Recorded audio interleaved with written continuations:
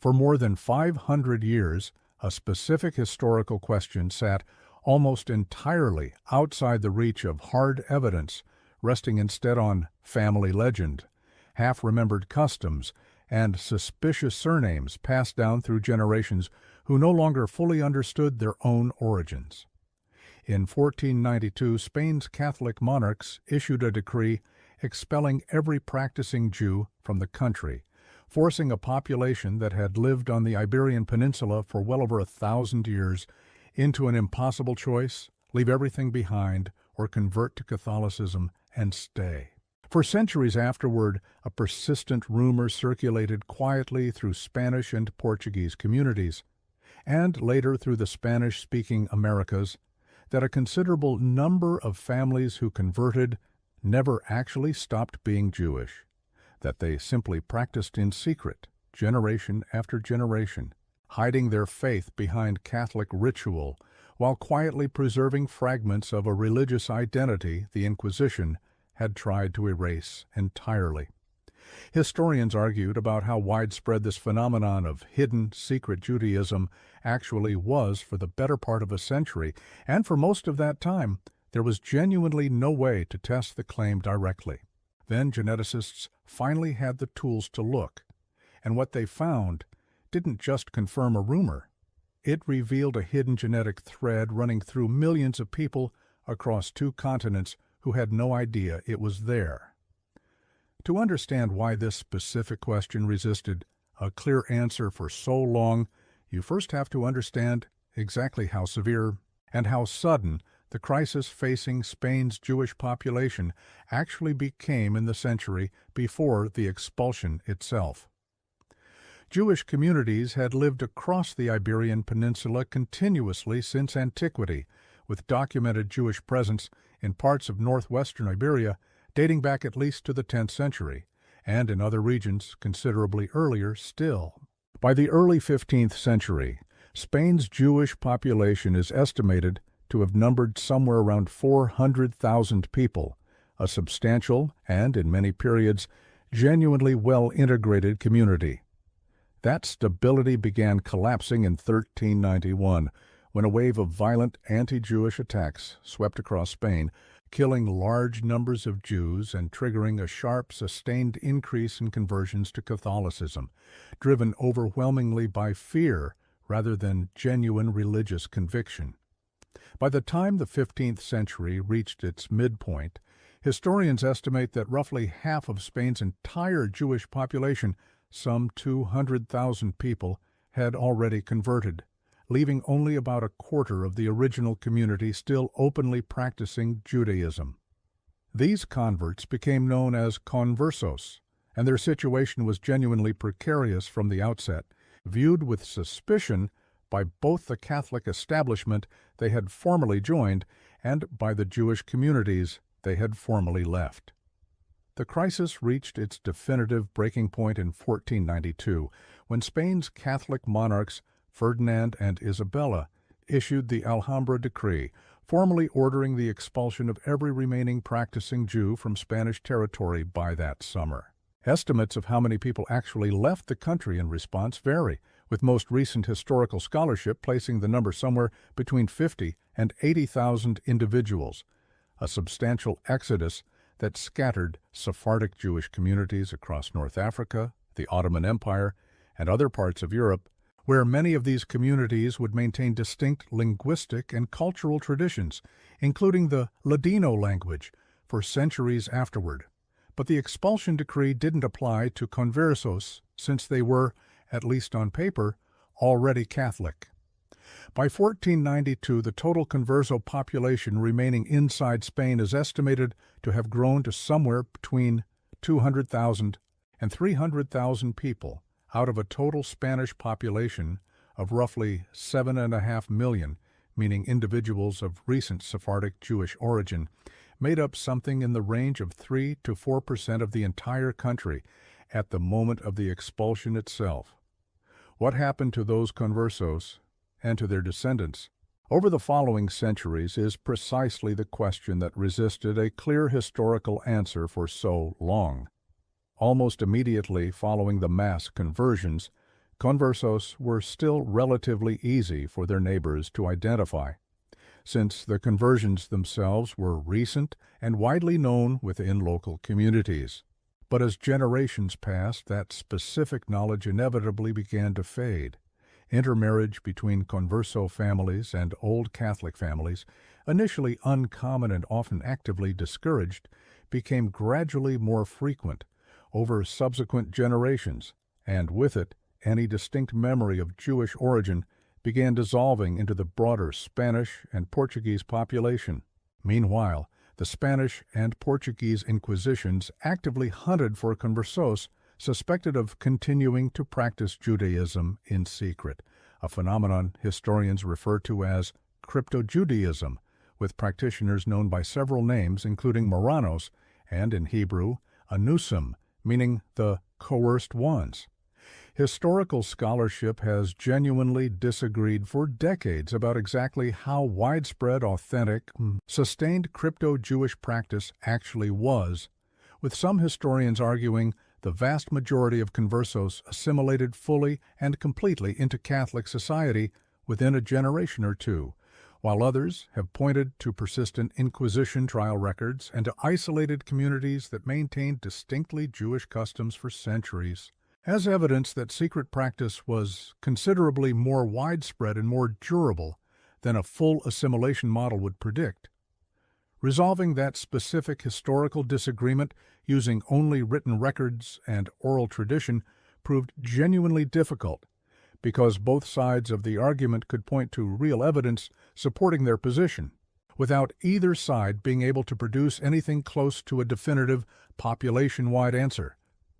This is precisely the kind of question population genetics is uniquely suited to actually resolve, because unlike written records, which can be lost, falsified, or simply never created in the first place, DNA carries its own independent, physically preserved record of ancestry, one that doesn't depend on any family successfully passing down accurate knowledge of its own history across 5 centuries of upheaval, migration, and in many cases, deliberate concealment. The first major genetic study to seriously test this question was published in 2008 in the American Journal of Human Genetics, led by researchers Elena Bosch and Francesc Calafell, working in collaboration with colleagues from the University of Leicester in England and the Wellcome Trust. The research team analyzed Y chromosome data collected from 1,240 men across Spain, Portugal, and the Balearic Islands, comparing this data directly against established genetic reference data from Moroccan and Algerian populations, and from Sephardic Jewish communities living in Istanbul and Israel, communities descended from Jews who had left Iberia during and after the expulsion, and maintained distinct genetic and cultural continuity in their new homes. The results were genuinely striking, and they made international headlines at the time. The study found that approximately 20% of the male population sampled across the Iberian Peninsula carried Y chromosome genetic markers consistent with Sephardic Jewish ancestry, alongside a further 11% carrying markers connected to North African, Moorish-linked ancestry, reflecting the centuries of Muslim rule over large parts of the peninsula between 711 and 1492. As Bosch put it directly in comments accompanying the study's publication, this genetic composition represents the legacy of Spain's genuinely diverse cultural and religious past, physically preserved in the chromosomes of people living there today. It's worth being precise here about a genuinely important scientific caveat the researchers themselves raised directly, because responsible science requires acknowledging it clearly rather than glossing over it for a cleaner headline. One of the more surprising elements of the 2008 study's findings was just how high that 20% figure turned out to be, especially given that Spain's pre-expulsion Jewish population, even at its historical peak, never represented anywhere close to 20% of the country's total population. The researchers proposed a specific, genuinely important explanation for this apparent discrepancy. The genetic markers used to identify Sephardic Jewish ancestry in this kind of study aren't exclusively unique to Jewish populations. They're also shared to a meaningful degree with other ancient populations that historically inhabited the eastern Mediterranean and the Levant, including ancient Phoenician traders who established colonies across the Iberian Peninsula many centuries before the Jewish diaspora even began, and earlier Neolithic farming populations that migrated into Iberia thousands of years before that.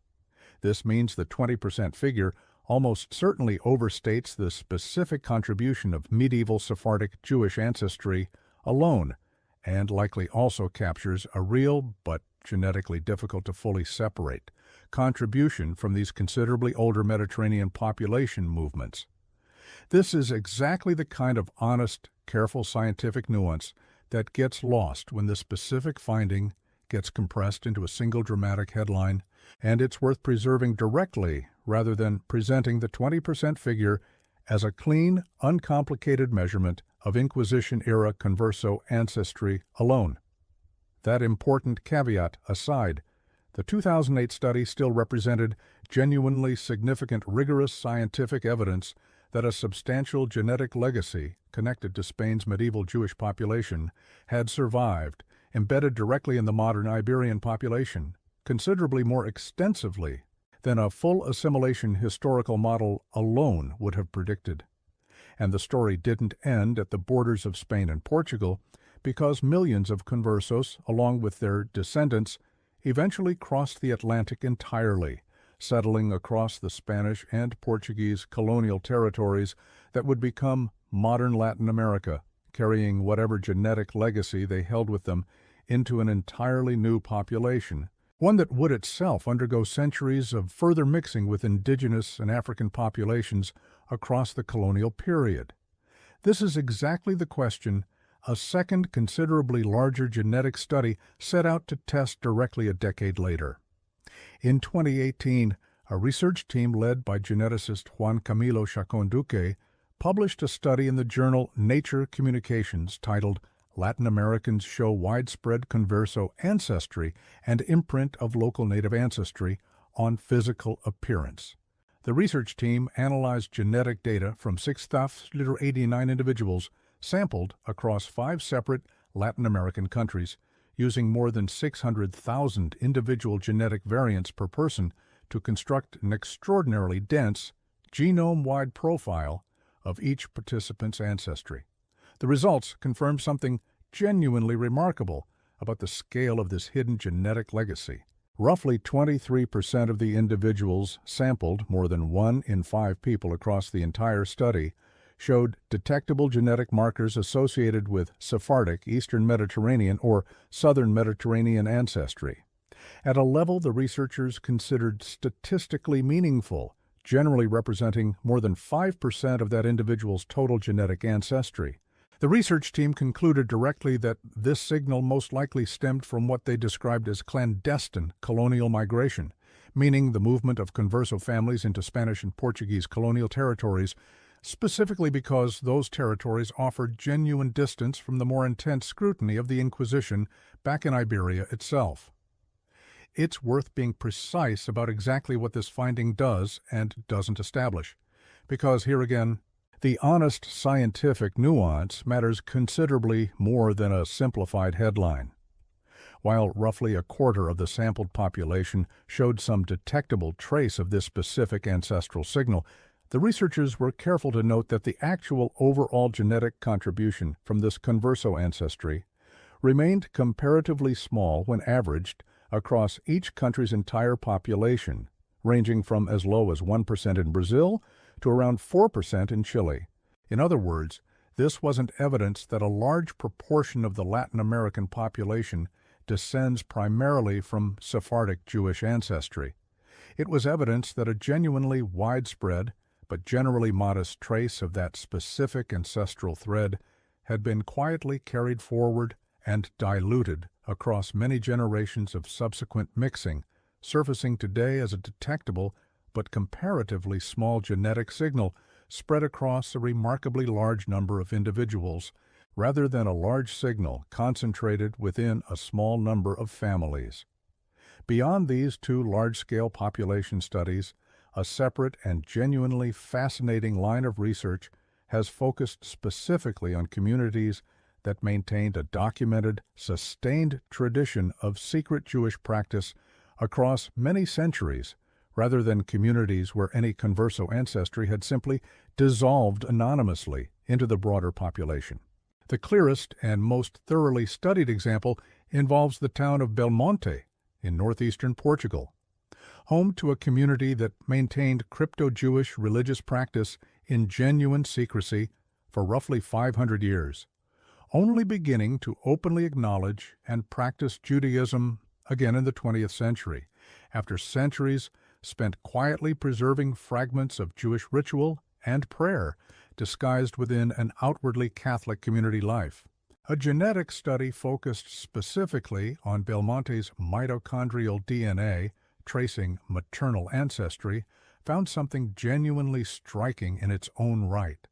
Among 30 individuals sampled from this specific community, researchers identified only 2 distinct maternal genetic lineages, with a single lineage accounting for over 93% of the entire sample. That level of genetic uniformity is the unmistakable signature of a population that maintained an extremely high degree of internal marriage, generation after generation, for centuries.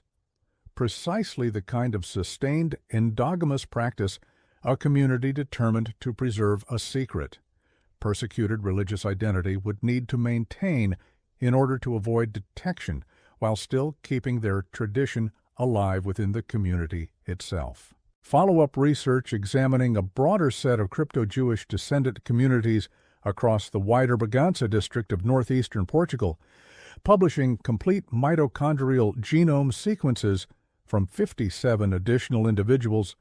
found a considerably more genetically diverse picture than the single, highly uniform Belmonte community alone, identifying 5 separate maternal haplogroups that researchers were able to connect specifically to likely Sephardic founding lineages. This broader, more varied pattern makes sense in its own right, reflecting a wider network of communities that, while still maintaining crypto-Jewish tradition to varying degrees, appear to have practiced somewhat less extreme genetic isolation than the specific, unusually insular case of Belmonte itself. Considered together, these communities offer something genuinely rare in population genetics: a direct, physically documented genetic record connecting a living population today, definitively and without ambiguity, back to families that were forced to convert during the exact historical period this entire investigation is concerned with, providing an invaluable, tightly focused reference point against which the broader, more diffuse genetic patterns found across the wider Iberian and Latin American population can be properly compared and calibrated. There is also a deeper historical thread connecting this entire body of research back to the broader story of Jewish ancestral genetics more generally, one worth drawing out directly because it helps explain why these specific genetic markers are even detectable and traceable in the first place, after so many centuries of dispersal and mixing. Sephardic Jewish communities, alongside Ashkenazi Jewish communities that developed separately across Central and Eastern Europe, share a documented, genetically verified common origin tracing back to the ancient population of the Levant, the same broader ancestral thread confirmed through entirely separate genetic research examining Bronze Age Canaanite population genomes, the Cohen modal haplotype first identified among the hereditary Jewish priestly class in 1997, and more recently, direct ancient DNA recovered from individuals who lived during the First Temple period itself. Genetic research directly comparing Sephardic and Ashkenazi Jewish populations has consistently found that these two branches of the wider Jewish diaspora remain genetically closely related to one another, particularly along the paternal line, reflecting their shared ancient origin in the Near East, despite having developed independently across many centuries of separate historical experience in entirely different regions of Europe and the Mediterranean world. This underlying shared ancestry is precisely what makes the specific genetic markers researchers use to identify Sephardic ancestry in modern Iberian and Latin American populations meaningful and traceable in the first place, connecting the story of Spain's conversos directly back to that same deep, well-documented ancestral thread running through Jewish population genetics more broadly. Put all of this research together, and the honest, evidence-based answer to the centuries-old question of what actually happened to Spain's conversos after 1492 turns out to be considerably more nuanced and, in its own way, more genuinely remarkable than either side of the old historical argument fully captured on its own. The genetic evidence doesn't support a simple, clean story of either complete, total assimilation with no lasting trace, or of a large, still distinct hidden population secretly maintaining Jewish identity across the centuries in equal numbers to those who assimilated. It supports something considerably more specific, a widespread, but generally modest, genetic legacy, carried forward by millions of descendants across Spain, Portugal, and Latin America, most of whom have no direct family knowledge of this ancestry at all,